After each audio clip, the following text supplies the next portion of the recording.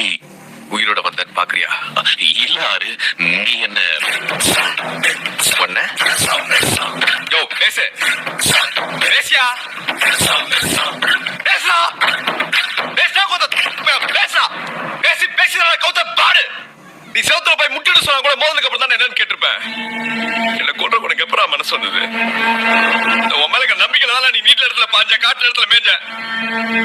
ஒவ்வொரு வாட்டி அண்ணன் அண்ணன் கூப்பிடும் போதெல்லாம் அடி வைத்து தாயா கூப்பிட்டுருக்கேன், உதட்டுல இருந்து கூப்பிடலையே. ஆனா நீங்க யாருமே என்ன தம்பினே நினைக்கல.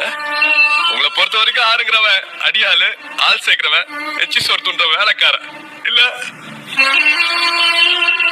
மீனுக்கு தூண்டில் எதிரி, பாம்புக்கு பருந்து எதிரி, போலீஸ்க்கு திருடன் எதிரி, ஆனா ரவுடிக்கு ரவுடியே தான் எதிரி. போதுண்டா சாமி, வேற அந்த தொழிலு கூட படுத்துக்கிட்டே தூங்கும்போது தலையில களத்துக்கு போற துரோகம் எனக்கு காமிச்சிட்டல. உன்னை சும்மா விட மாட்டேன்டா.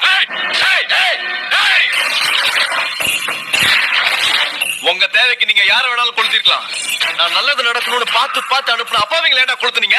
அவன் இல்லாதவன் இருக்கணும் தானே? நான் இல்லாதவன் தான். இந்த இல்லாதவன் இருக்கிற உன்னை என்ன பண்ண போறேன்னு ஒருத்த பாரா.